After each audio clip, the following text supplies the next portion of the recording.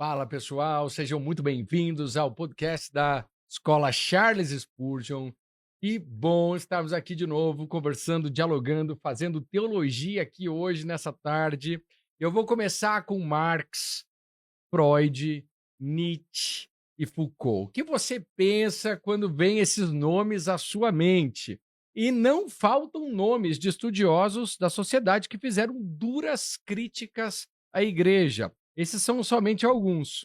Porém, quando lemos um autor chamado Bill Churran, vemos que talvez essas várias críticas não façam tanto sentido como costumamos imaginar. E hoje, para conversar com a gente sobre isso, nós temos aqui o nosso convidado, professor Wilibaldo Rupental Neto, autor da obra A Igreja do Cansaço, a qual acabei de ler um pedacinho para vocês, e alguém que tem refletido com profundidade sobre a igreja, a cultura contemporânea e os desafios espirituais do nosso tempo. O professor Wilibaldo é doutor em História pela Universidade Federal do Paraná. Professor, seja muito bem-vindo, é uma alegria recebê-lo aqui. Obrigado, uma alegria estar aí também, convite do pastor, do Vinícius também, para Ah, bom conversar. demais. E a gente já está conversando há um tempão, É né? E a gente verdade. vai querer ouvir hoje do pastor. Pastor que agora é da Igreja Batista Hortência, em Maringá, a Isso. partir do próximo mês. Que Na gravação legal. agora a gente está no processo de transição, né? Nessa transição, e a partir do próximo mês, então? Isso. Que legal. Também, Vini está aqui com a gente hoje. Vini, que é estudante de História e Teologia. Uau, já juntando os dois.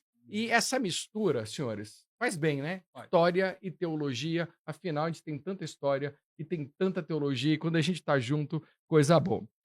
Então, vamos lá. Vou começar aqui só trazendo mais um pouquinho para a gente ter essa ideia desse livro. E aí já vou passar para o professor Wilibaldo e a gente vai tocando o barquinho. Mas quando eu li, eu tive o prazer, senhores, de ler A Igreja do Cansaço, né? Você pega o que que tá tratando, né? E o começo do livro já prende você, né? Você já fica ali, falou, uau, eu vou até o final desse livro, porque ele coloca assim, afinal, já não vivemos na sociedade disciplinar de Foucault, feita de hospitais, asilos, presídios, quartéis e fábricas, nem daquela sociedade repressora de Freud. A sociedade hoje é completamente diferente e aquilo me fez parar e ficar uns 5 minutos falando: "Uau, será eu também não tinha pensado nisso, que mudou". E se a psicanálise freudiana não pode ser efetiva numa sociedade repressiva, como defende o autor, o Han, né, é evidente que as teorias dele, assim como de outros autores, não têm mais eficiência e, portanto, o valor crítico que tinha ao seu tempo. Estou citando aqui o professor Wilibaldo de novo. A sociedade mudou e não é que os problemas deixaram de existir, eles simplesmente mudaram de endereço, e é sobre isso que trata, e sobre isso que trata o livro, sobre isso que nós vamos conversar hoje. Então vamos lá, professor Wilibaldo, vamos lá. O título do seu livro é muito forte. Quando o senhor fala em Igreja do Cansaço, está descrevendo uma igreja cansada, ou uma igreja inserida numa sociedade cansada, ou uma igreja que passou a reproduzir a lógica do cansaço? Como você vê o título do seu livro? As três coisas, na verdade, se Uau! a gente para pensar, né? Porque hoje a gente vive num tempo que é o que o Bill Churran chama de sociedade do cansaço.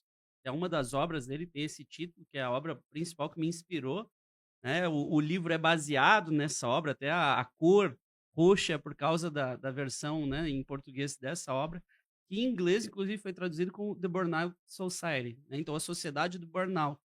Essa sociedade é onde nós estamos inseridos. Então, cabe a gente olhar essa sociedade e compreender até que ponto que a igreja não está misturada a isso, até que ponto as lógicas dessa sociedade não interferiram já na igreja e de que modo que a gente pode responder. Então, a sua fala inicial é muito importante a gente considerar. Nós não estamos mais naquele tempo que o Marx criticava, que o Freud criticava, que o Nietzsche criticava. Eu estudei todos esses autores, né? O Vini deve estar estudando lá em Uhum. história, a gente tem que estudar esse Aham. negócio. E assim, conheço, tenho artigos sobre Nietzsche, dou aula sobre Marx, sobre Freud, teologia e ciência da religião, a gente ensina isso. Mas assim, as críticas deles não fazem mais sentido para a igreja que existe atualmente. E é curioso, tem teólogos muito, me permita, né, na minha Uhum, visão, um tanto quanto ultrapassados, que ficam insistindo nesse diálogo com esses autores, que são autores do seu tempo. E tá tudo bem, né? Se tu quer olhar para a igreja daquele tempo, tudo bem, mas para agora. Eu vi até recentemente um vídeo no YouTube, um teólogo, é um teólogo da teologia da libertação, né? Ele falou: não, a igreja precisa dialogar com Marx, com Freud. E eu ouvi isso e falei: cara, não estamos mais naquele tempo, né? A gente precisa dialogar com os autores que estão pensando no nosso tempo e que nos uhum, levam a reflexões sobre o agora, sobre questões práticas para nós, como, por exemplo, como a democracia está num ambiente de redes sociais, por exemplo. Bill Churran trabalha essas questões. São coisas muito uhum. práticas para nós. Por quê? Porque o mundo de hoje não é o mundo de 80 anos atrás. Não é um mundo de 100, 120 anos atrás. Então, o mundo hoje é um mundo de uma sociedade do cansaço. Uma Uhum. sociedade cansada, que incentiva esse cansaço e que muitos cristãos vivem isso sem perceberem que é fruto dessa sociedade e não do evangelho. E aí tem uma lógica do evangelho que é um evangelho cansado, um evangelho que desgasta, um evangelho que não liberta, mas aprisiona sem nem perceberem isso, né? Sim. E a gente fala de 80, 120, mas é 20, é 30, né? Sim. As mudanças hoje estão tão rápidas que a gente precisa fazer esse exercício. Que legal. Quer verificar? Quer continuar aí, Vini? Posso fazer a segunda pergunta aqui, então? Na introdução, o senhor mostra que talvez muitas críticas tradicionais à religião já não expliquem tão bem o presente. Mudou na sociedade para que pensadores como Bill e Hans se tornem especialmente relevantes para entender a igreja hoje. Eu amplio um pouquinho isso aqui, porque a gente acaba entrando vamos falar, autores que eles não são cristãos, mas que eles podem contribuir para a nossa visão da igreja, né? Perfeito. E aí, qual que é a questão? Igual foi mencionado, né? Não vivemos mais no tempo disciplinar do Foucault, naquele tempo repressivo do Freud. Hoje a gente vive num mundo que tem outras críticas sociais. A gente vive num mundo que ainda dá para fazer as críticas de sociólogos já assim antigos, mas ainda válidos, como por exemplo Zygmunt Bauman eu trabalho, trago, mas eu já mostro que ele já não explica algumas coisas como Bill Churran. Por quê? Porque o mundo mudou de lá para cá.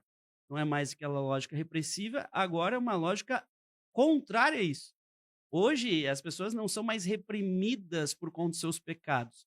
Aquilo que nós, como cristãos, vemos como pecado, muitos hoje incentivam como identidade principal de muitas pessoas. Então, é o inverso. É uma sociedade baseada no cristianismo. Hoje, uma sociedade muito mais anticristã, em grande medida, ou buscando uma realidade pós-cristã, como muitos autores vão defender, né? Então, a gente vive outro momento. Sendo outro momento, as críticas à igreja não permanecem inválidas. A igreja hoje ela tem um papel, inclusive, né, de conservar elementos da sociedade lá atrás, que talvez alguns autores que faziam críticas dela precisar ser menos conservadora, hoje talvez dissesse o contrário.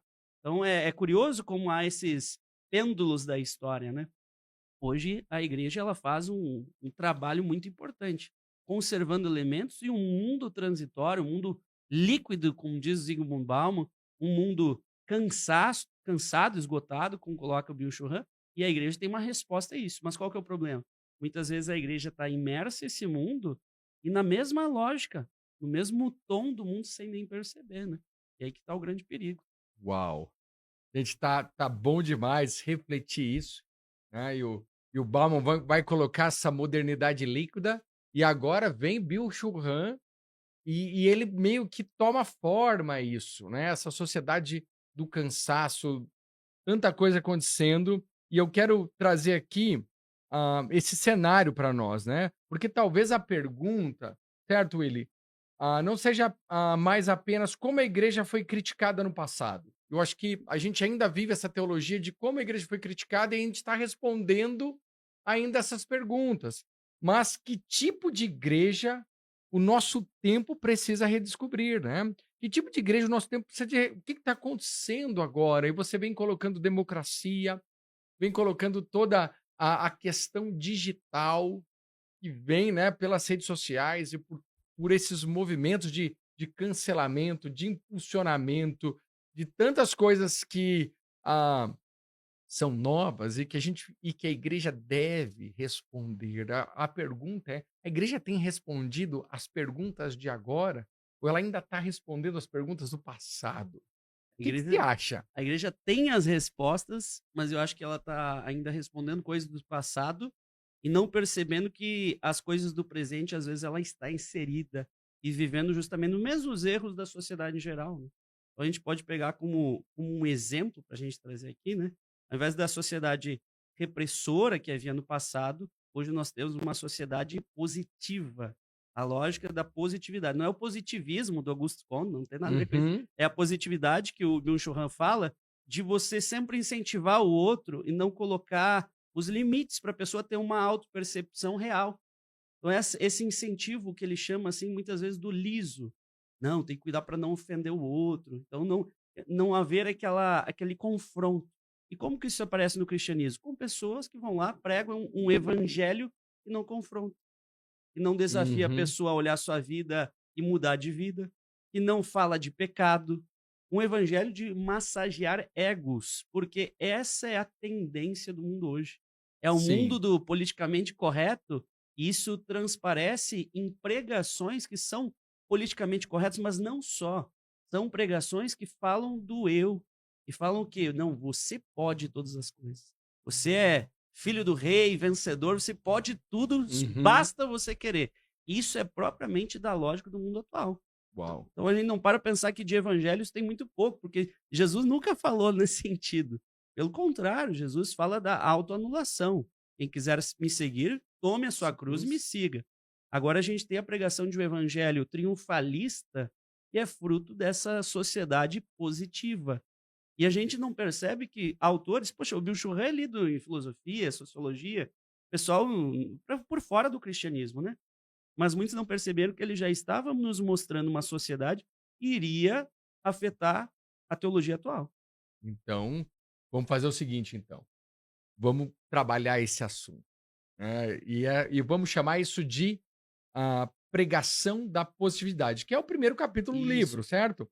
Então, a pregação da positividade, né? Porque hoje existe, então, pelo que eu estou ouvindo aqui, essa tentação de transformar o púlpito em lugar de motivação, né? Uhum. O discurso motivacional, de autoafirmação, de bem-estar. E aí a pergunta, professor, em que momento a pregação deixa de ser evangelho e passa a ser apenas um discurso de reforço positivo?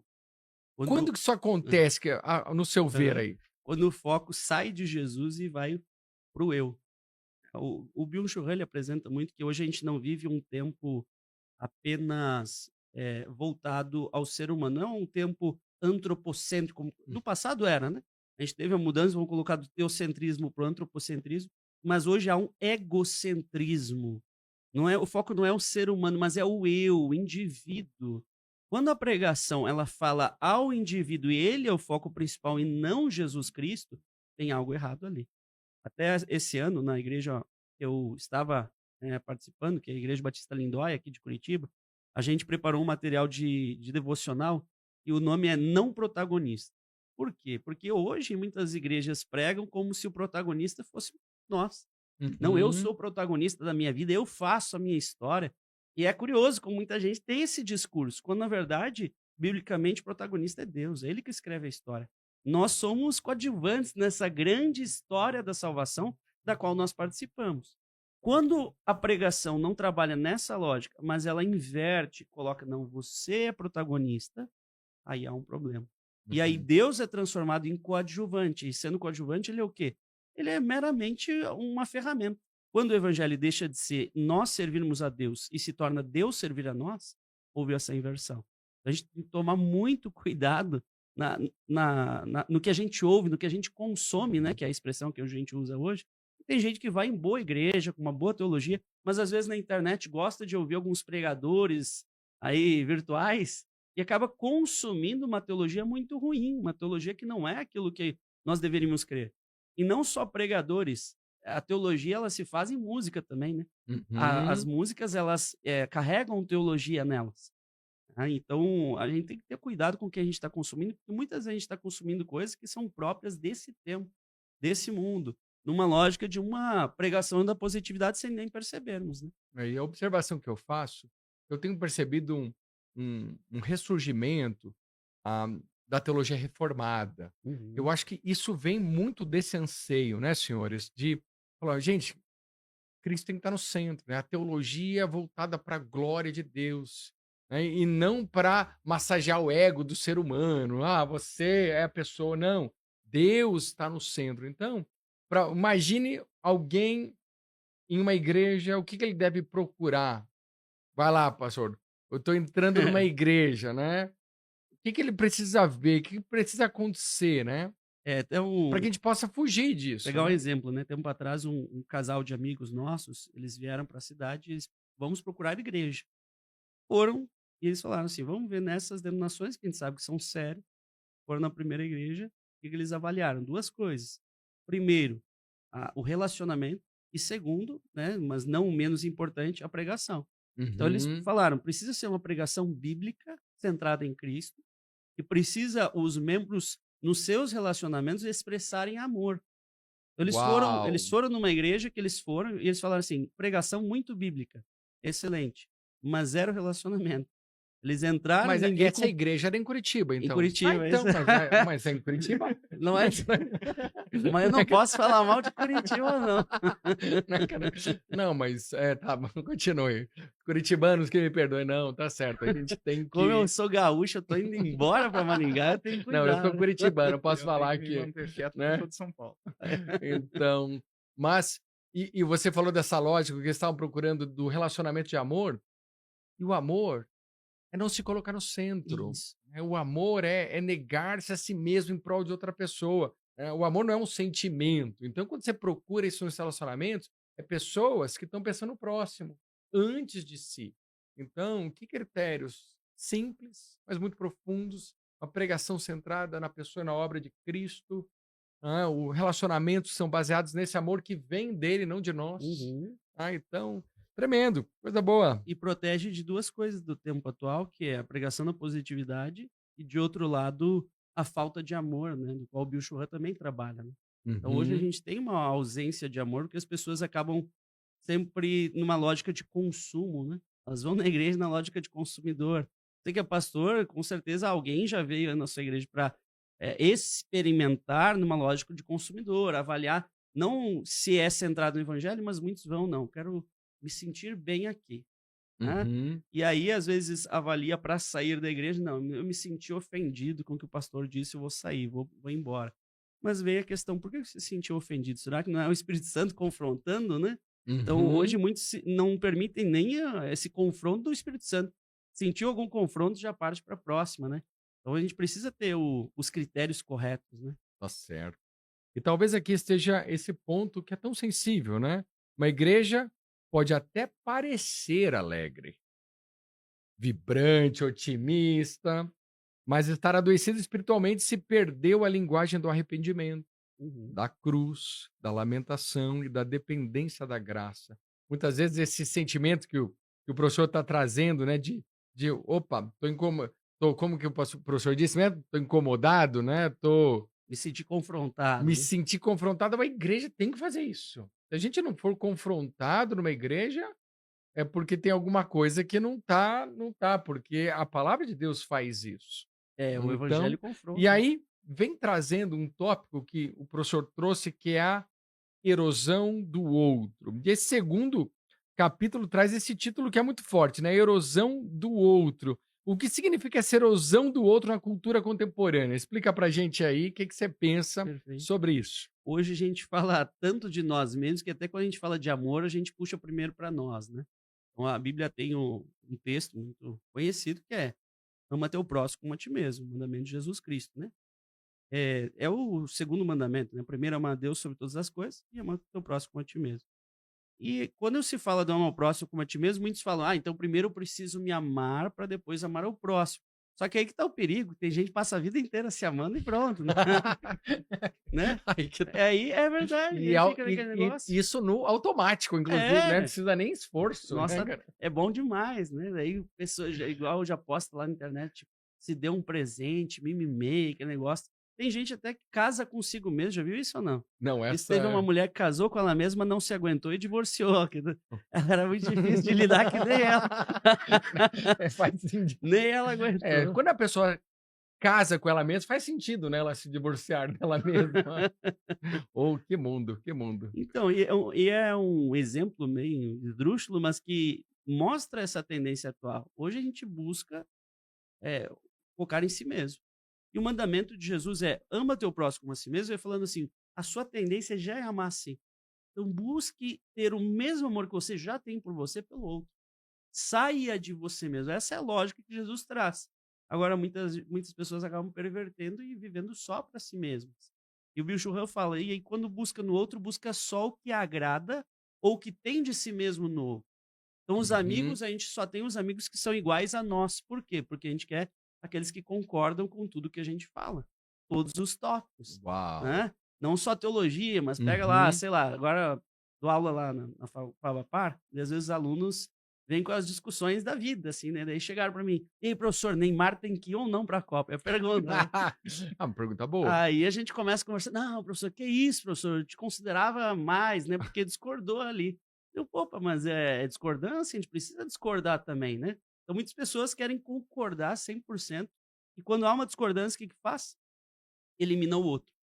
O Zygmunt Bauman falava, né? Os relacionamentos hoje iniciam facilmente como um clique, quando o Facebook basta clicar, né? Fez a amizade, mas desfaz também, basta clicar, desfazer a amizade. Então muitos têm Uhum. esse relacionamento e na igreja também. Né? Eu falei alguma coisa atravessada, eu não te cumprimentei. Não, não falo mais com ele. Não, o pastor Willibaldo não me cumprimentou, não quero mais saber dele. Tem gente que fica chateado com a gente, é impressionante, nós pastores, a gente está na correria, né? Às vezes lá Uhum. na minha igreja eu tenho que abrir o culto, aí eu vou assim, ó, rapidinho e sem olhar para os lados, né? Às vezes a pessoa vem cumprimentar, eu nem vi. Mas ele, não, poxa, eu estendi a mão e o pastor não me cumprimentou. Ah, não, não falo mais com ele. E a pessoa fica chateada com a gente, até um dia a gente perguntar, puxa, aconteceu alguma coisa, irmão?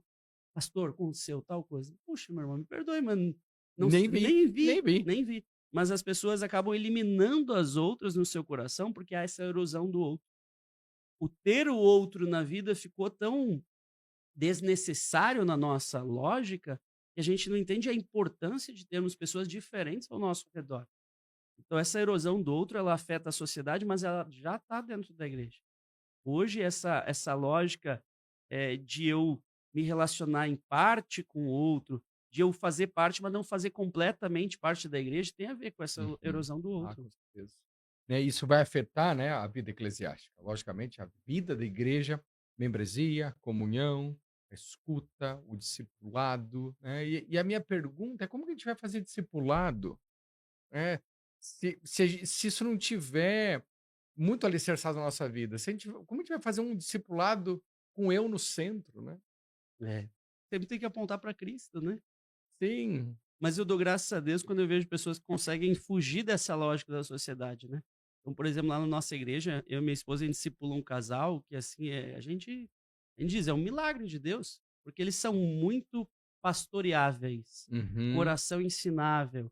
E, assim, eles vêm de uma cultura familiar bem complicada. A família, assim, envolvida com tráfico de droga, com, né, os parentes que são envolvidos em assalto, coisa. Nasceram, cresceram nessa lógica, mas conseguiram romper e buscar e ouvir e obedecer, e a gente recomendar coisas e eles cumprirem aquilo. Então, a gente tem que também notar que existe as exceções. Por quê? Porque existe a Uhum. ação do Espírito Santo. Sim. E graças a Deus por isso, né?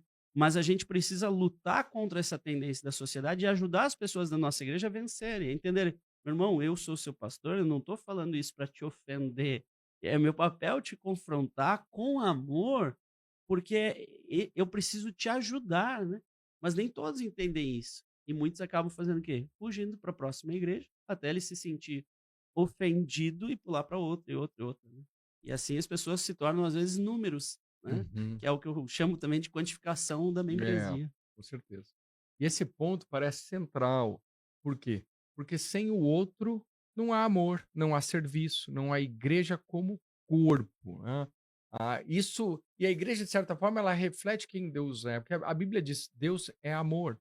Por que que Deus é amor? E aí eu vou pegar o Michael Reeves, não sei se vocês conhecem o autor. Conhece, Vini? Michael Reeves. Ele vai falar deleitando-se na Trindade. Quando a gente olha para Deus, ele é trino, né? O Pai, o Filho, o Espírito Santo, e Uhum. eles se amam nessa dança cósmica na eternidade, né? O Pai ama o Filho e a Trindade é o que possibilita justamente essa ideia do amor. E isso traz para nós, porque sem o outro, como que eu vou amar, né? Uhum. Como que eu vou servir? Como que eu vou ser corpo, né? Há no máximo uma coleção de indivíduos religiosos coexistindo no mesmo ambiente. E talvez seja a realidade de muitos lares, muitas famílias, né? Os caras coexistem, mas não há relacionamento, não há esse relacionamento de amor. E aí vem esse ponto. Então vamos lá, vamos tocar o barco aí para membresia Se o quantificada. Mas pastor antes me o Vini aí, permite, vai lá, Vini. no mês passado a gente estava lendo o LED, né? Tá falando de teologia do Novo Testamento, e um dos pontos foi o já e o ainda não, né? E nisso a gente como cristão se encontra nesse ambiente, e algo que é muito caro para a gente como cristão é a membresia da igreja, a vida em comunhão, né? Aquilo como antecipação da glória eterna, né? Uma antecipação escatológica, né? Isso. Uhum. Então, é algo que é muito caro ao cristão e algo que a gente vê se perdendo hoje, nos dias atuais, né? Com certeza. Ah, é verdade. A unidade que a gente vai ter, não só com Deus, mas com os outros na Nova Jerusalém, pela eternidade, tem que ser buscado nessa vida. Claro, em menor medida, né? E Uhum. não tá É, é não é o já completo, né? Uhum. Mas é um já, mesmo que ainda não. Então a gente já precisa experimentar e vivenciar isso, né? muito bom lendo LED, hein? Esse é aluno da escola aí. LED Kuman, para mim, gosta demais, mas é outra história. Vamos lá para a membresia quantificada, então, tocando o barquinho aqui. Professor, você acha que a igreja contemporânea caiu na tentação de medir saúde espiritual apenas por métricas? Em grande medida, sim, né? Por quê? Porque muitas pessoas acham que uma igreja é boa quando ela está crescendo e é ruim quando ela não está crescendo. Quando, na verdade, crescimento numérico, ele precisa vir acompanhado de um crescimento integral da igreja, né? De nada adianta crescer numericamente uma igreja que não cresce em amor, em conhecimento da palavra, em comunhão com Cristo. Crescer numericamente pode ser um índice, mas não é o principal, né? O Uhum. principal é que as pessoas conheçam mais a Jesus Cristo. E o efeito disso, claro, são mais pessoas conhecendo Jesus, porque a gente conhecendo Jesus quer falar de Jesus e conduz pessoas a Uhum. ele, né? Mas muitos colocam isso como uma métrica principal. Isso tem se tornado um grande problema, né? Porque a gente vê a igreja numa lógica de números. Os números são importantes, mas não são o principal, né? E aí alguém olha e fala assim, tá, mas tá falando isso, mas tua igreja está crescendo? Graças a Deus, a Igreja Batista Lindóia, da qual a gente faz parte, está crescendo, tem um crescimento. A gente se alegra com a vinda de pessoas, com os batismos, mas a gente entende que também quem está lá precisa estar crescendo e aprendendo, né? Eh, Precisa ter essa vida espiritual. E muitas igrejas hoje não têm isso. Por quê? Porque é a métrica, é a lógica da sociedade, de produzir, produzir e gerar o lucro, entre aspas, nos números, né. Aí essa quantificação vai de 2 caminhos. O pastor olhando as ovelhas muitas vezes como um número, e eu já vi pastor falando assim: "Ah, tal pessoa saiu da igreja, mas não tem problema, vai chegar outro no lugar". Não chega no lugar, não existe esse negócio de lugar, né. Puxa, Uhum. cada pessoa é importante, se ela saiu da igreja, por quê? Eu preciso considerar, né. E o próprio Jesus Sim. Cristo fala, né, de deixar 99 para ir atrás daquele que se perdeu. Então, às vezes a gente não olha a própria fala de Cristo, que usa os números justamente para falar que o número não é o mais importante, e a gente vem com essa argumentação muitas vezes, né. Jesus fala de deixar 99 para buscar aquela que se perdeu, por quê? Porque muitas vezes não é no número que está o principal, mas naquilo que Deus quer que eu faça em resgatar, em trazer as pessoas para Cristo, né. E esses números podem também trazer uma falsa ideia de sucesso, quando Deus nos pede fidelidade, no final das Uhum. contas, não adianta nada sucesso com infidelidade, né? A gente vai ter a escritura em Tiago, em tantos lugares tratando isso, né, que a gente precisa tomar esse cuidado.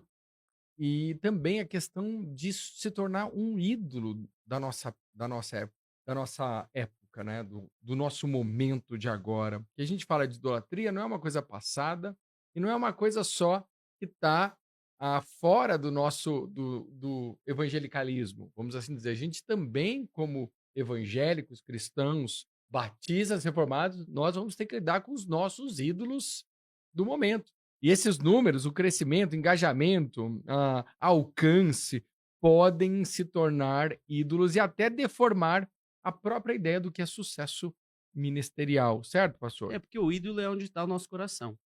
E a gente Uhum, precisa ser muito sincero nesse sentido, né? Eu já me peguei olhando números e pensando, por que que eu estou fazendo isso? Sabe quando a gente percebe que o coração está ali? Então, por exemplo, uhum, já passei com a minha esposa dificuldades financeiras. E graças a Deus melhorando essa situação, eu já me peguei olhando a conta do banco para ver o número lá e me sentir mais em paz. Eu, por que que eu estou fazendo isso? Por que uhum, que eu estou olhando este número para ter esse prazer em olhar o número? Já me vi também postando coisas na internet e volto e olhando, né, de cada 5 minutos lá para ver se teve mais curtida, mais comentário. Por que eu estou fazendo isso? É uma autoavaliação que a gente precisa fazer para a gente não ficar submerso nessa loja da sociedade atual. uhum, Mas muitas vezes é isso. É os números que mandam, né? Então, uma pessoa tem sucesso, às vezes, poxa, o cara é pastor numa igreja, é bênção ali, faz a diferença. Ah, mas ele tem poucos seguidores no Instagram, então não tem sucesso. Poxa, mas será que é aí que tá o que importa? Tempo atrás, um amigo meu recebeu uma mensagem da liderança de uma igreja, pediram para ele assim: ah, você tem um pastor de jovens para indicar? O cara, tem sim, puxa, tal pessoa é um cara excelente, eu sei que é comprometido com o Senhor uhum. Jesus, é bênção. Aí eles olharam, puxa, não, pastor, esse aí tem muito pouco seguidor no Instagram, a gente quer que tenha X seguidores ou mais. Ah, Aí falou, olha, a gente está num padrão diferente, então não vou poder ajudar vocês não, aí vocês vão ter que procurar pelo Instagram, então, né? Então é, é mais fácil, né? é, Faça uma campanha. e acontece isso, igual eu publiquei esse livro aqui, né, pela editora Esperança, que me deu espaço, uma editora tem um coração na obra, eu gosto muito da Editora Esperança, Uhum, Editora Pão Diário, que publicam minhas obras. Já publiquei na Thomas Nelson também. Mas eu já vi editoras por aí que, quando você vai mandar uma obra, o que que eles pedem? Não pedem nem o currículo, pede quantos seguidores você tem em cada rede social. Não pede sua visão teológica, não pede teu currículo, você só pede o número de seguidores, porque talvez para essa editora é o que seja mais importante. Eu entendo quando é um aspecto comercial, mas se tratando de uma editora de teologia, eu acho preocupante. Por uhum, quê? Porque, claro, tem que vender, tem que sobreviver, perfeito. Mas tem que cuidar o que a gente está publicando. Esse não deve ser o principal com critério, certeza. penso eu, né? Então, hoje, muitos estão indo como principal critério os números. Então, os números são bons. Termos boas pessoas influentes na sociedade faz toda a diferença. Agora, será que eu devo achar que o meu sucesso é só se eu for para as redes sociais? Meus Uhum, alunos já falam: "Ah, professor, você tem que ir para o YouTube, tem que fazer isso, aquilo outro". Eu falei: "Olha, tudo que a gente faz tem um custo, e a gente tem que avaliar o que vale mais a pena". uhum, Eu já com me certeza. peguei editando vídeo no YouTube, e aí veio meu filho, falou: "Papai, vamos jogar bola?". Eu olhei aquele vídeo, pensei: "Pra que que eu tô fazendo isso?". "Ah, que não é pelo meu ego". "Ah, quer saber? Eu Uhum, vou jogar com ele". Perfeito? Então, graças a Deus por esse que tem esse ministério, mas não é para todo mundo. Então, a gente não deve botar também o sucesso, esse sucesso é seguidores no uhum, Instagram, inscritos no YouTube. Não. Os números são importantes, mas não são o principal. Cada um tem o seu caminho, cada um tem também o propósito nas mãos de Deus, na sua história, né? ah, e talvez essa seja a tentação de todos nós, né? O pastor colocou tantos exemplos, mas eu me coloco junto. E a gente vai ter que fazer esse exercício sempre, porque é muito fácil contar, né? Contar pessoas, contar indicadores e o que está acontecendo, mas quando se trata das pessoas, a gente sempre tem que parar. Opa, peraí, eu estou falando com as ovelhas do Senhor Jesus ou eu estou falando com indicadores de sucesso? E quando Deus olha, o que que ele diz? Pastoreia as minhas ovelhas. Então, nós pastores, a gente vai ter que vencer sempre essa ideia do que é sucesso ministerial. E para Jesus ali é pastoreie as minhas ovelhas. Isso é bom demais. Podemos seguir? pastor? Posso só dar um exemplo antes? Claro, fica à Eu vontade. estou numa transição ministerial, né? Sou pastor auxiliar, agora estou me tornando pastor titular. Então, Uhum. pastor auxiliar, pastor Ilquias na Igreja Batista Lindóia, eu vou me tornar pastor titular na Igreja Batista Hortência. E meu pastor, né, me dando algumas recomendações antes da minha saída, né? Ele falou: Billy, muitos pastores, quando chegam numa igreja, a preocupação deles é limpar o hall de membros e focar nos números, baixar o máximo possível para dizer assim: ó, cheguei, só tinha isso aqui para depois deixar com um número maior. Ele falou: Billy, os números são importantes, mas foque nas pessoas. Se Deus está te levando lá, é porque tem pessoas Uhum. lá que Ele quer que você cuide. Pastoreio as ovelhas de Jesus, né? Essa é a mensagem que o pastor trouxe aí, né? Aham, E que é isso legal mesmo. esse poder pensar nisso. E aí, vamos entrar agora num título que eu achei interessante: Confessionários Virtuais. Esse me deixou intrigado, porque os outros eu ainda conseguia ter uma ideia, mas esse, quando eu olhei, falei: o que você, Billy, quer dizer com esse conceito?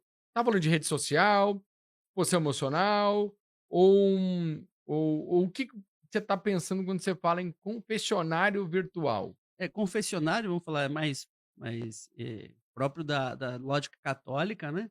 Que é a Aham. ideia do o crente vai lá, se confessa ao padre, expõe seus pecados, perfeito? Hoje o que está acontecendo é que as pessoas elas não têm mais buscado um ambiente religioso para confessar os seus pecados e expor as suas dores. Hoje, cada vez Uhum. mais, os pastores estão sendo menos procurados para isso, e o que que as pessoas fazem? Elas fazem uma espécie de terapia online, virtual, só expondo as suas dores na internet. Isso é o que eu chamo de confessionário virtual. Então a pessoa vai lá, liga lá a câmera e começa a falar, né, o que aconteceu com ela, o que ela fez, pelo que ela passou, sem pensar no efeito disso, né? Então, o Bill Churran, ele até usa uma expressão que eu acho muito interessante, né? Ele fala da pornografia da alma. Então existe a pornografia do corpo, né? Se eu expor meu corpo mais do que eu deveria, isso é uma pornografia, né? Então, Uhum. tirar a roupa em público, eu estou mostrando o meu corpo mais do que eu deveria para aquele espaço, para aquele momento, para aquelas pessoas. E há a pornografia da alma, que é você expor a alma mais do que deveria para o contexto no qual você está mostrando para as pessoas que estão ali vendo. E a pornografia da alma é isso, é eu entrar numa rede social, na internet, e eu expor a minha alma mais do que eu deveria. Expor a minha intimidade, expor as minhas dores, expor os meus traumas mais do que eu deveria. E tem muita gente fazendo isso. Uhum. Muita gente. Uau! E é preocupante, né, pastor? Há um tempo atrás, né, eu já sabia que o cartório agora era virtual, né, que a pessoa que escrevia assim: "Estou num relacionamento sério".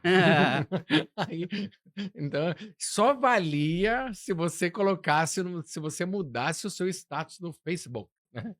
Ah, mas essa questão de você expor a sua alma, de você ter esse confessionário, está muito latente hoje, é algo. E o que que o pastor pensa, Vili? O que que você pensa sobre como que a gente vai lidar com isso? Primeiro a gente precisa perceber o que está acontecendo. O que está acontecendo?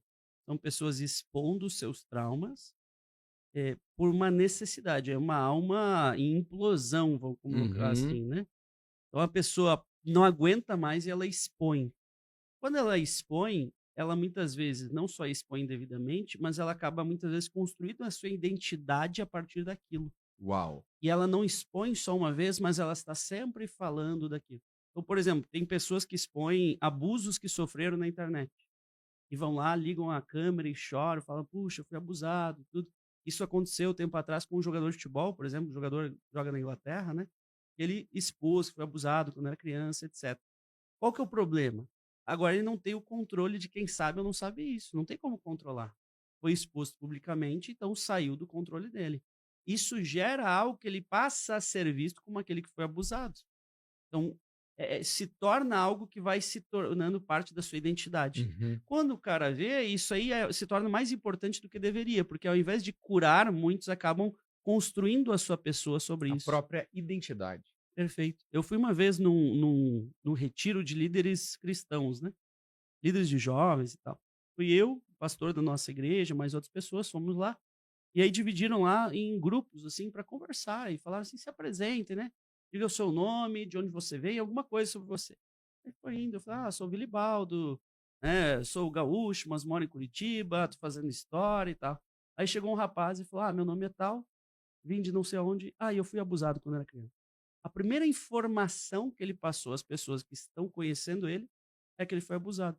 Veja, não estou dizendo que as pessoas não devam abrir o coração. Sim, mas não é a primeira informação que você leva a alguém que nunca ouviu falar sobre você. Por que ele Uhum. fez isso? Porque a identidade dele estava sendo construída sobre este fato. Isso é muito preocupante, porque a identidade nossa não deve estar construída sobre traumas, Uhum. né? Senão a gente acaba não vivendo o que Deus quer para nós, que é a nossa identidade nele como filhos de Deus. Agora, como lidar com isso? Nós pastores precisamos ver, tem pessoas sofrendo, sofrem tanto que explodem nas redes sociais. Por que elas estão fazendo isso? Talvez porque elas não saibam que existe um espaço próprio para elas Uhum. abrirem o coração. Gabinete pastoral é para cuidado. Tem gente que tem medo de Uhum. gabinete pastoral, né? Tem pastor que Sim. ameaça, cuidado, senão eu vou te levar para o gabinete. Cara, gabinete pastoral é para você ser cuidado, para você poder abrir o coração, para você falar para alguém algo que você sabe que não vai sair dali e que você vai ter um direcionamento. Agora, o gabinete pastoral tem perdido o seu valor. Por quê? Porque os pastores cada vez mais estão olhando os números. E Uhum. número, o gabinete pastoral, ele exige trabalho do pastor. O pastoreio não é o que dá mais rendimento de curtidas, visualizações, tudo mais. Não, o gabinete pastoral é algo restrito que só você e a pessoa sabem. Então não é o que os pastores midiáticos têm priorizado e eles nem querem. Nessas igrejas, o gabinete pastoral provavelmente vai ser com o liderado muito distante do pastor. Agora, Uhum. nós precisamos resgatar esse cuidado no gabinete pastoral. As pessoas saberem, a igreja é lugar de cuidado de pessoas, não de julgamento. A gente fazendo isso, a gente está dizendo, igreja é para cuidar de vidas. Não deveria ser o óbvio, né? Uhum. Quem busca uma igreja não deveria saber isso. Mas olha que curioso, as pessoas não percebem. Não percebem que a igreja é o lugar para cuidado. Por quê?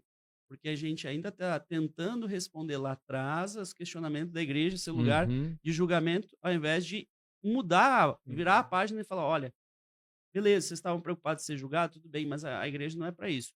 Hoje vocês têm uma necessidade de cuidado, nós estamos aqui para cuidar. Né? E a igreja, ela vai oferecer algo que não, ela não se consegue em outros lugares, né? Porque essa exposição, né? Quando a gente olha para isso, ah, há um problema, né? Porque essa cultura de confissão muitas vezes é uma cultura de confissão sem arrependimento, Sim. né? Então é fácil, sei lá, você vai lá, como se diz, você explode isso, você está sobrecarregado, mas quanto de arrependimento isso proporciona, né? Uma exposição sem transformação. E aí é o que você colocou agora. A gente fica sendo vista, a nossa identidade passa a ser o problema e não a solução que é Cristo, né? Então é tremendo isso quando a gente ir lá e e aí é o pior, né? Porque é uma visibilidade sem cura. É porque quem expõe na internet não expõe a pessoas que querem o bem dela. Não, mas meus seguidores me amam. Os teus seguidores te veem numa lógica de consumo. Estão Uhum. consumindo conteúdo. Não estou ali preocupado. Às vezes vem lá uma mensagem de alguém que realmente está preocupado e fala: olha, não faça Mas isso, não é fale isso. muito às Mas é vezes, muito para raro. não É. dizer quase nunca, né? E como que isso vai ser visto? Quando, na verdade, o que é ao contrário. É a lógica do liso, do não confrontar, ou aí, às vezes, direcionar mal, né? Direcionar para algo pior ainda, né? Um fortalecimento daquela dor, vamos colocar assim. Né? E o feedback que você tem é irrisório perto do que a igreja pode oferecer, né? Eu tenho pastor aqui, meu pastor querido, pastor João, que estamos juntos no ministério há muito tempo, e eu amo a frase quando eu estou com ele lá: irmão João, você pode ouvir minha confissão. É. E ele brinca, né? Irmão Ari, vai lá. Aí eu falo para ele, ele fala: já falei com você sobre isso. Eu já conversei com você sobre por que que você repetiu isso, né? E aquela coisa de alguém que te conhece, né? Uhum. Alguém que está ali, não é uma explosão no momento, mas alguém que está caminhando com você, entende, né? Olha as suas nuances, a sua vida, né?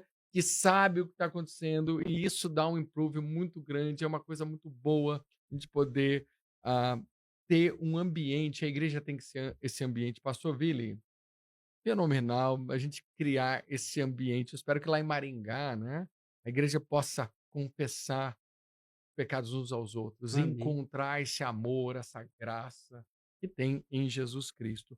Falando nisso, posso seguir, pastor? Claro. Porque os pastores hoje, né, estão talvez um tanto cansados. E aí eu quero que você traga, né, o cansaço pastoral de hoje é diferente do cansaço pastoral de outras épocas? Como que você vê isso, pastor? Eu entendo que, primeiro, é algo fácil da gente constatar, né? Eu lembro quando eu lancei esse livro, eu lancei numa Assembleia da Convenção Batista Brasileira, lá em Foz do Iguaçu. E vendeu muito bem o livro, por quê? Porque todo mundo passava, olhava a Igreja do Cansaço e falava assim: eu tô cansado, mas eu preciso desse livro, né? Boa.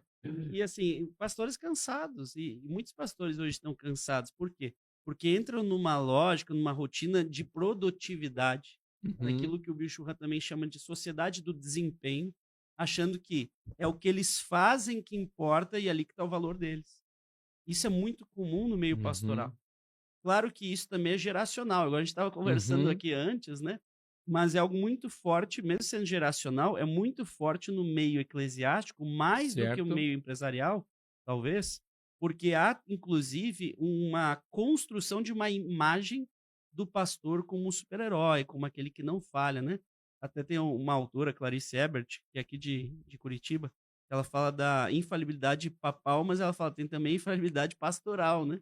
O pastor colocado, exaltado como infalível, quando na verdade não, a gente é falho, nós temos Uhum, nossos defeitos, nossas dificuldades, e às vezes para tentar preservar aquela imagem, a gente se desgasta tanto que a gente não percebe que a gente vai às vezes pisando na nossa família, pisando nas pessoas ao nosso redor, pisando na nossa saúde, pisando no nosso bem-estar, na nossa qualidade de vida, no nosso emocional, né? E aí entra aquela lógica que não é o amor a si mesmo, mas é o autocuidado que muitas vezes as pessoas também acabam deixando de lado. uhum, Não se trata de amar a si mesmo, não é um egocentrismo, mas um autocuidado de saber, puxa, eu tenho limites, eu preciso pisar no freio, né? Eu preciso ter descanso também. Mas a gente fala, não, eu aguento. E vem com aquela lógica de não, eu aguento, eu aguento, eu aguento. Puxa, mas você precisa descansar. O descanso é bíblico. A pessoa fala: "Não, mas uhum. eu não preciso". Puxa, Deus que não precisa descansou. Você é melhor que Deus? Então para, né, dá uma Então descansada. parou, né? Poxa, E é é uma verdade. ofensa a Deus a gente não E descansar. esse cansaço não é só cansaço das tarefas, mas é também um acúmulo, de certa forma, de afazeres, né? Você tem lá, por exemplo, ao mesmo tempo, né, uma pressão contemporânea. E aí a gente estava falando desse exemplo, né? A igreja procurando um pastor com seguidores, né? Uhum. Mas existe então essa pressão contemporânea para que o pastor seja ao mesmo tempo pregador excelente, gestor, conselheiro, líder digital, comunicador, empreendedor e ainda figura pública. Então, e isso acumula, né, e o pastor que pega tudo isso aí para si, ele está correndo perigo, ao meu ver, senhores, Muito perigo, né. né. O Kevin DeYoung tem o livro, né, Super Ocupado, ele até começa falando no livro: "Bom, eu não sou o mais indicado", diz ele, para escrever esse livro, mas eu estou escrevendo e aprendendo, né, aquela hora, estou aplicando na minha vida. E ele fala que, eh o desgaste pastoral é mais perigoso do que balas para um pastor. Mais Hum, pastores morrem por desgaste do que assassinados com um tiro, né. Então, às uhum, vezes, não para pra pensar nisso. A gente tem medo que é o de arma, medo de assalto, a gente protege a nossa casa, bota muro, cerca, o que for necessário para a gente se proteger. Mas a gente, às vezes, não pensa: "Puxa, eu vou me proteger de mim mesmo. Eu uhum, vou me proteger do meu exagero". Como que se faz isso? Colocando muros também. A gente tem uhum, nossa agenda, né, no meu celular tem a agenda. Então eu reconheci que minha agenda não pode estar super lotada. "Ah, não, mas eu aguento porque eu corro daqui para lá". Não, tem que ter um comedimento.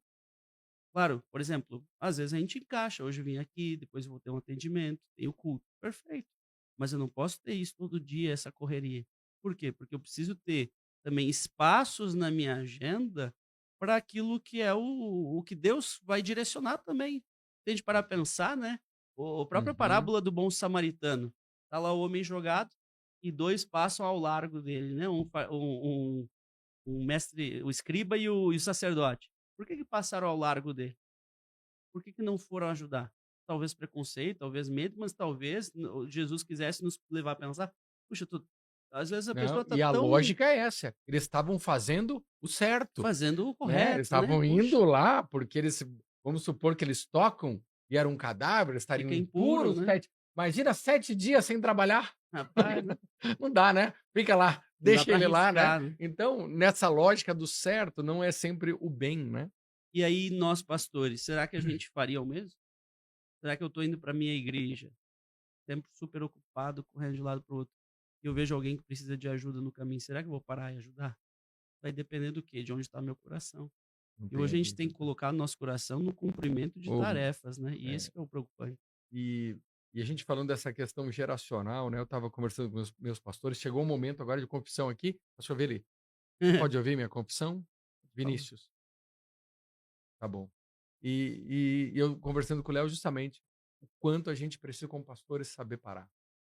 Fácil acumular, fácil, ele está sempre acumulando na verdade. Eu precisei admitir, porque o Léo falou: "Não, não vejo a hora de largar umas horas minhas, né, como professor, para me concentrar na igreja", eu olhando aquele pastor jovem falando isso, que não é da minha geração, da geração depois, né, eu falei: "Eu admiro você", porque se isso chegasse para mim, provavelmente eu teria que lutar com Deus a noite inteira, ele teria que deslocar a minha coxa, né, e aí eu ia sair mancando para mim entender que a vontade de Deus, o que você está falando é o melhor, e é realmente, a gente precisa saber, a gente tem os nossos limites, e esses limites são bênçãos, são cercas, como o pastor colocou agora, para que a gente possa ir melhor e atender melhor e não passar de largo, simplesmente, muitas vezes, nessa, o que eu chamo de lógica do desempenho, que esvazia, no final das contas, a alma do pastor, né? Então a gente vem nisso, coisa boa, né? Esse capítulo certamente toca muita gente, porque a cultura do cansaço não ficou do lado de fora da igreja, ela entrou no gabinete pastoral, no púlpito, no celular do pastor, na agenda da semana e até na própria maneira como ele mede o próprio valor.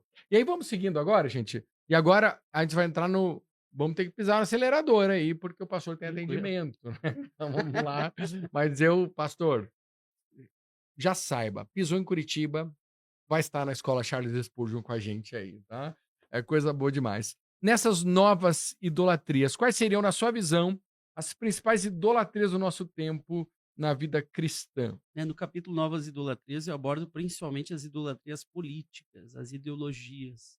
E às vezes a gente não para pra pensar como hoje existem pessoas que adoram as ideologias sem perceberem, porque elas estão tão imersas na ideologia que elas misturam aquilo com o evangelho. Para elas aquilo é o evangelho. E aí você fala assim: "Puxa, então quem você admira? Ah, tal pessoa que pensa igual a mim". Aí você fala: "Puxa, mas tal pessoa não é cristã". "Não, mas é Uhum. claro que é". "Não, ela não é cristã". "Mas ela defende tudo que eu defendo". "Tudo bem, então vamos olhar, talvez tenha algo mais além do evangelho do que aquilo, né". Então isso vale tanto para a direita como para a esquerda, né. Então, Sim. cada um de nós vai ter sua posição política, perfeito? Agora o cuidado que a gente precisa ter é não colocar isso acima do evangelho, acima de É. Cristo. Uau, porque a igreja, de certa forma, confundiu o que é conservadorismo com cristianismo. Eu acho que esse foi o grande problema do Brasil que a gente enfrentou. Muita gente confundiu os messias ali. E eu vi eu vi isso acontecendo e eu ficava chocado. Claro que a gente quer um governo justo, a gente quer valores cristãos que geralmente estão mais agregados na direita, no conservadorismo, mas isso não quer dizer cristianismo, né? Uhum. Achando que homens comuns são a solução. Até hoje a gente saiu, né, do ex-presidente Bolsonaro. Aí há pessoas que idolatram o presidente Lula Uhum. e há pessoas que hoje colocam a sua esperança no Trump. Assim, e eu não tenho nada contra cada um deles, no sentido ah, normal da palavra, porque são pessoas pessoas comuns e que a Bíblia manda orar por elas, Uhum. por exemplo, né? E isso inclui o nosso atual presidente, né? A Bíblia, ela não fala ore por esse presidente, mas esse não. Esse você não ora, tá? Esse você deixa ele do lado. Não, a gente vai precisar olhar Tem e gente que ora, mas faz oração imprecatória. Aí também não dá, né? e aí o que que acontece, né? É que a gente está colocando a nossa esperança na pessoa errada, né? E podia ser a melhor pessoa do mundo, eu fico pensando.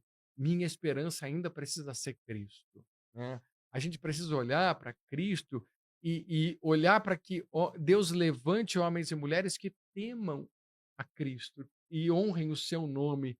Então a gente, isso é muito legal, esse capítulo, acho que tem que ser muito bem lido, porque a gente tem eleições por aí e a gente precisa tá olhando da forma correta. E no final das contas, né, pastor Willi, a a gente não vai mandar alguém porque ele não tem a mesma ideologia que a gente embora da igreja, né. "Ó, você não pode entrar aqui não". A igreja nunca foi excludente na sua essência. Sim. Mas agora, dependendo da fala que o pastor fizer e o que ele pregar no seu púlpito, ele pode estar expulsando algumas pessoas sem perceber. Quando ele deixar de pregar o evangelho e pregar a sua ideologia, né? E aí que Uhum, está o grande perigo. Mas é curioso, né? A igreja, claro que a igreja somos nós, né? É triste de ver que a gente não aprendeu com erros do passado, né? Puxa, Constantino, e aí muitos olharam, puxa, agora pronto, né? Deus elevou Constantino ao poder, nos deu esse presente, Constantino é a libertação, mas não, não era. O Messias já veio antes dele, né? Mesmo com uhum, outros, com Adolf Hitler mesmo, né? A igreja apoiando Hitler, e a gente, puxa, como é que pode um negócio desse? Não, Hitler é necessário para acabar com o comunismo, né? Que era o que muitos defendiam. E hoje, muitos defendendo, tanto Bolsonaro como Lula, com argumentos teológicos. Isso é muito perigoso. uhum, Então a gente precisa olhar nosso coração e cuidar. Aonde que está o nosso coração? No evangelho ou numa ideologia? E nisso a gente precisa não ser isentão, como alguns defendem. uhum. Não, não Sim, é não, isso. Temos com nosso certeza. posicionamento político, né? Eu tenho alunos que são, inclusive, políticos. Agora, ter o devido cuidado. Por exemplo, tive um aluno que se tornou vereador e outro que é deputado estadual. Eles apresentaram a proposta deles, tive reunião com cada um deles. Falei, cara, muito legal, vou orar por vocês, que Deus dê sabedoria, graça para vocês e tal. Mas não abri a igreja para eles pregarem lá, né? Um até falou, poderia, de repente, ver para eu pregar na sua igreja. Falei, cara, com todo respeito, você já é pré-candidato já, então não, mas vou estar, estou em oração por eles, né? Acompanho o que eles têm feito, acompanho nas redes sociais, são pessoas que eu admiro, mas a gente precisa separar as coisas para cuidar, para o quê? A gente ter a pureza do espaço, digamos assim, da nossa igreja, para não virar também um palco político, perder a sua essência e o seu propósito, né? Então é algo que a gente precisa tomar muito cuidado e muitas vezes a gente vê falta de tato, falta de cuidado, não só por parte de membros da igreja, como às vezes de pastores também, né. Então Uhum. essa sabedoria precisa, ser trazida, a gente olhando e percebendo: "Opa, talvez eu esteja com uma idolatria política". E é fácil isso acontecer, gente, não tô apontando o dedo, tô falando, é algo que eu já vi em mim de botar expectativa num político e falar: "Agora eu acho que vão melhorar as coisas por causa desse político". E não é Uhum. assim que funciona, né. Nossa esperança está em Cristo, ela transcende tudo isso. Não pode fazer agora, voltando para o que você tinha falado, né, escatologia, uma imanentização da escatologia. Nossa esperança está no mundo aqui e agora. Não. Claro, a gente deve buscar melhorar o nosso país, mas não colocar todas as fichas, não colocar o nosso coração, né, Uhum. como se fosse aí a nossa É, salvação. porque a lógica, né, quando você e eu entendi bem a lógica aqui, essas novas idolatrias, é porque elas vão diluir o evangelho muitas vezes. E essa diluição do evangelho é excludente para o evangelho, e aí você abre espaço para novos ídolos que estão ali prontos para serem confeccionados e adorados no seio da igreja atual. Muito legal, muito bom. Pastor, sobre performance e imagem, podemos tocar o barquinho? Podemos, aham. Performance e imagem, ah, e hoje existe o risco de construirmos uma versão apresentável do cristianismo, mas não uma visão cristã profunda, né.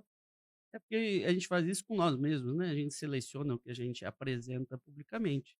Pega o Uhum. Instagram de qualquer pessoa, não vai estar ali a foto que o cara tá cutucando o nariz, né. vai estar as melhores É, fotos tratadas, né? E muitas vezes isso é passado para o púlpito, onde a pessoa, ao invés de pregar o evangelho, ela faz uma performance pensando na imagem que ela está construindo, né? Já pensando no corte para jogar no Instagram, né? Fala a hum. frase, depois já chega para mídia, ó, aquela frase que eu falei é para você Ó, no minuto separar, tal, né? segundo tal, né? E aí não se torna algo natural, como diz as novas gerações, algo orgânico, né? E Sim. aí fica algo performático. E isso tem se tornado cada vez mais presente na vida da igreja, né? A performance, a imagem sendo valorizada. Hoje a gente vê tantos pastores aí que, né, apresentam a imagem para os outros olharem, se inspirarem num desejo e vão colocar numa cobiça, né? Não, e Uhum. olha, o evangelho tem me abençoado, e o cara lá com um relógio de R$ 200.000, né, uma roupa caríssima, um carro de luxo, quando na verdade Jesus não tinha nada disso, né? Até Uhum. tem um teólogo aí das antigas, né, que questionaram ele, porque ele tinha muitas coisas de luxo. Falaram, puxa, mas Jesus não tinha nada disso, né? Ele falou, não, mas Jesus andou num jumentinho que é como se fosse o Cadillac daquele tempo. Uau! Ah, aí é forçar a barra, né? Nossa, chega a ser. Não, aí é totalmente absurdo, né. Mas daí a gente olha hoje pessoas que constroem essa imagem. Ser cristão é ser abençoado financeiramente, ser cristão é ter sucesso. Olha para onde Deus me levou, quantos países eu preguei. E às vezes Deus quer que a pessoa seja seu discípulo pregando ali no ambiente que ele está, restrito.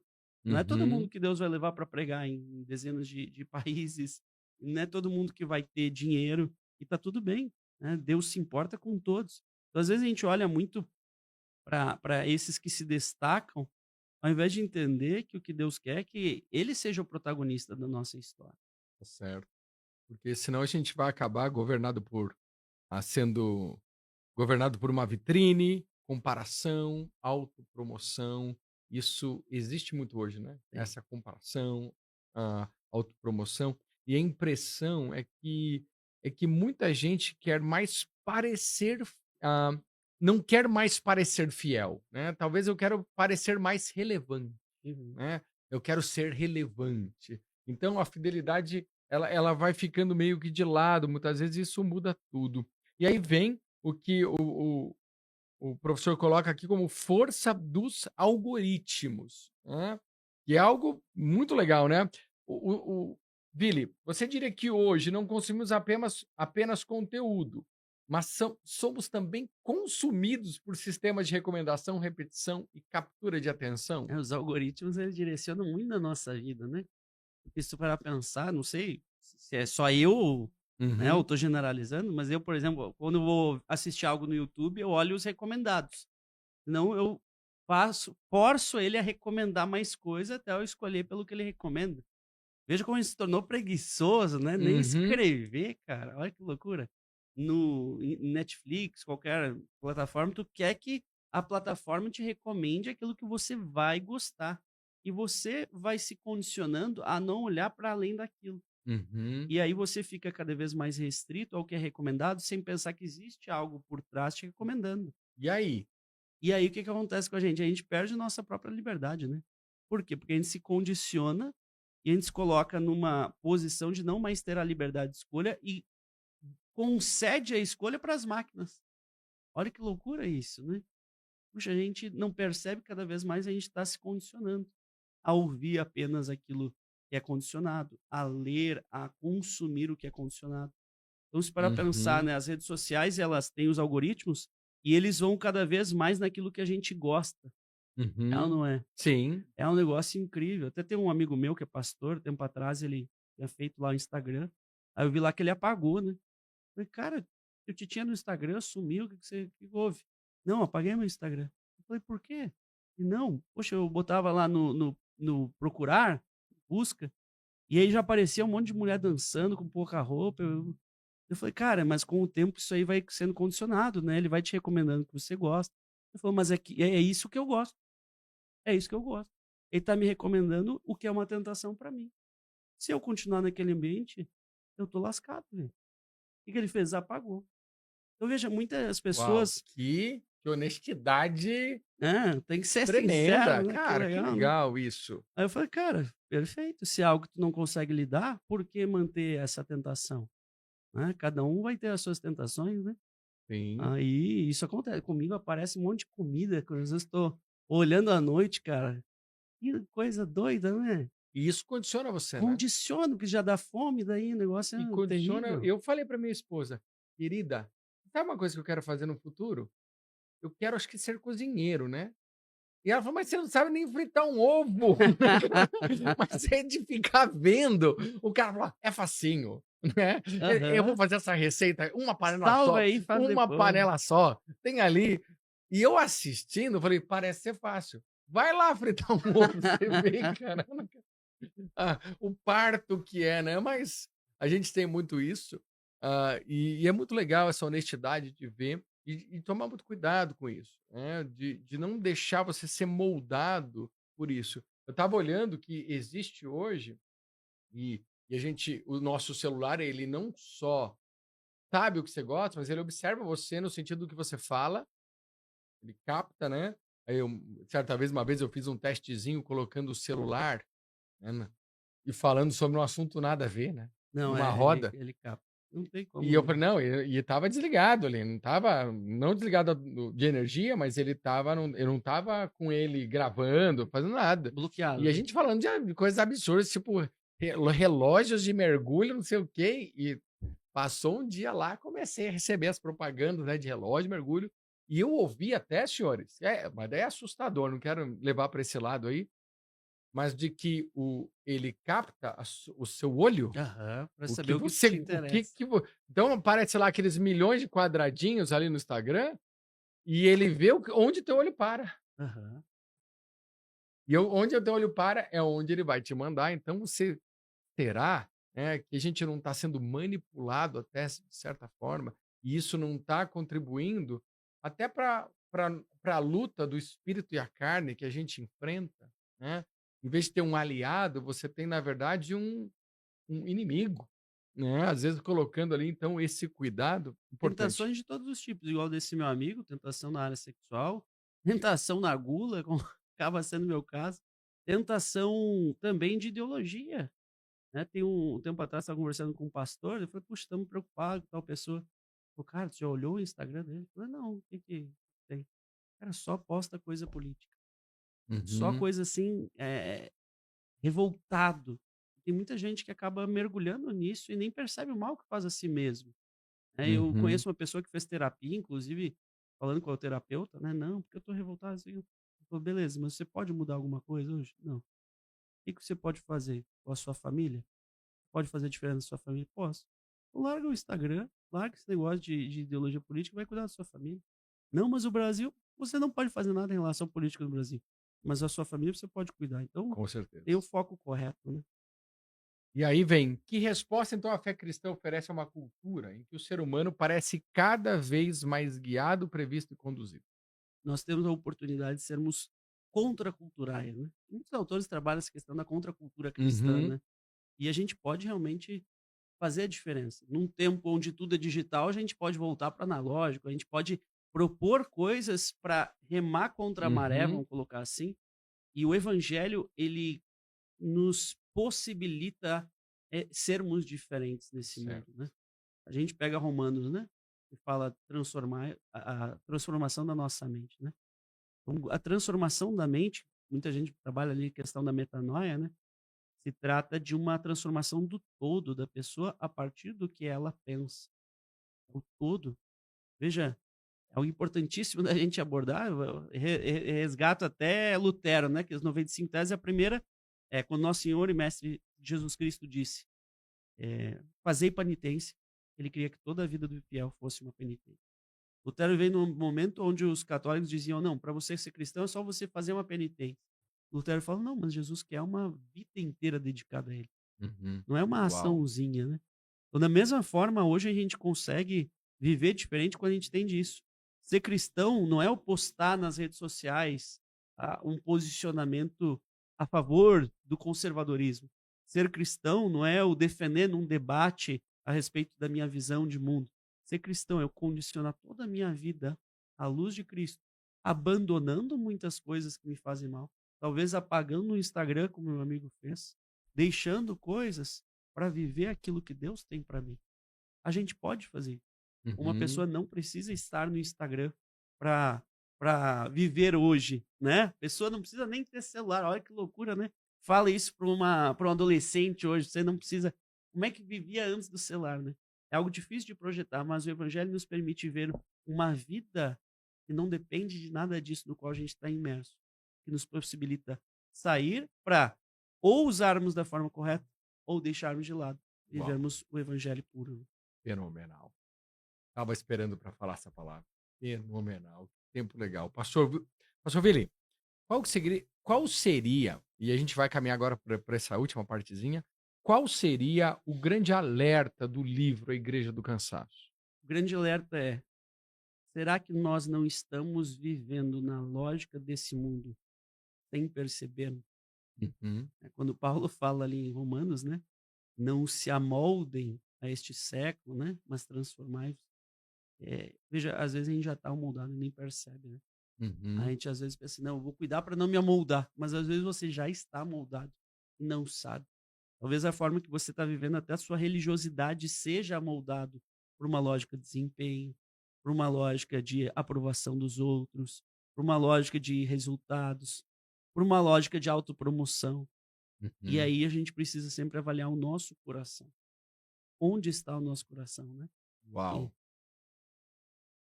tremendo. E qual seria a grande esperança do livro? A gente falou do grande alerta, mas qual seria a esperança do a livro? esperança é que nós podemos viver de forma diferente.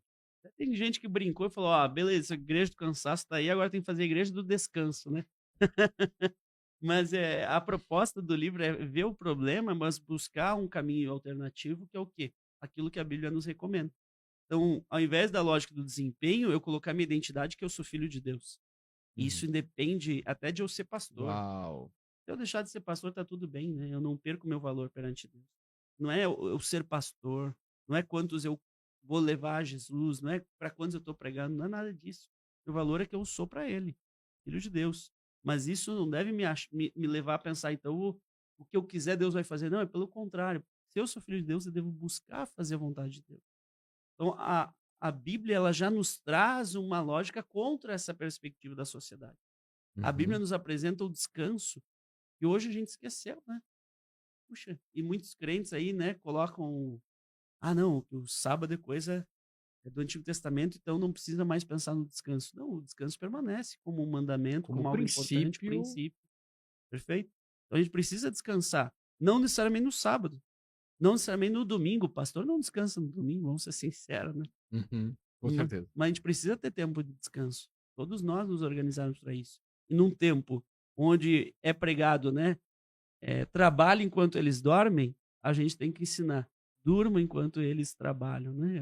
Inverter essa lógica do mundo para dizer, Deus É. descansou. É ouvir aquele eco, talvez, aos seus amados, ele o dá enquanto dormem, né? Salmo 127. E se o Senhor não edificar a casa, em vão, né? Em vão, e vai ser inútil o nosso trabalho. Dormir é um ato de fé. Sim, É crer na provisão de Deus, é isso crer que não é na força do nosso braço, né? é vero. E, pastor, um conselho. Eu vou pegar 3 grupos aqui. Ah, Vini, vê se tem algum outro aqui. Pastores, líderes e membros comuns. Um conselho para os pastores. Para os pastores, não pense que o seu valor está no que você faz. Entenda que o seu valor está em quem você é para Deus.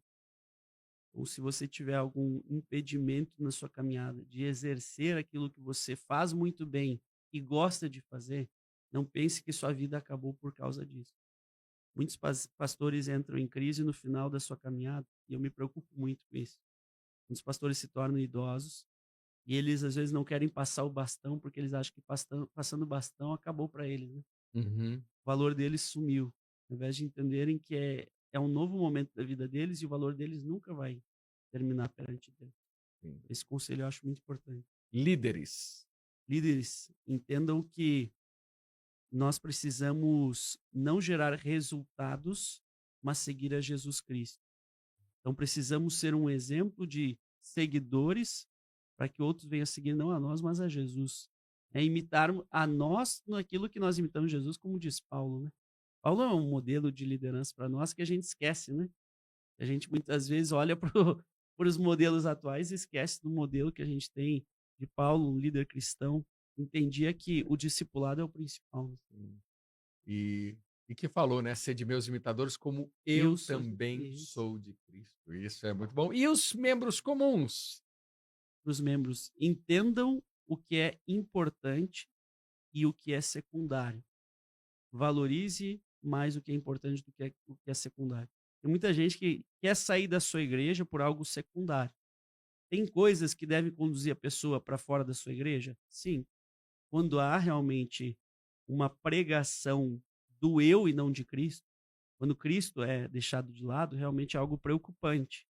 Pode até conduzir alguém para ter que sair da sua igreja, mas não saia por qualquer coisa. Uhum. Não supervalorize coisas secundárias. E, principalmente, converse com seus pastores. Tempo atrás, eu ensinei algumas questões de teologia para uma aluna. Ela falou, puxa, professor, assim, fez todo sentido na minha cabeça, mas o meu pastor já ensinou algo diferente. Eu falei para ela, e o que você está pensando em fazer? Ela falou, eu estou pensando em sair, então, porque eu estou pensando diferente dele. Eu falei, vai, converse com o seu pastor. Não saia da igreja antes de falar com o seu pastor. E mais, converse porque vá com humildade, mas também entenda que talvez ele não tenha pensado por esse lado. Uhum. Ela foi, ela falou, pastor, o senhor ensinou tal coisa, mas eu estudando percebi que isso, aquilo outro. Ele falou, puxa, eu nunca tinha pensado nisso. Você está correta, minha irmã. Você pode ensinar a igreja a respeito disso? Você está entendendo melhor do que eu. Veja, uma postura totalmente humilde que pegou ela de surpresa, né?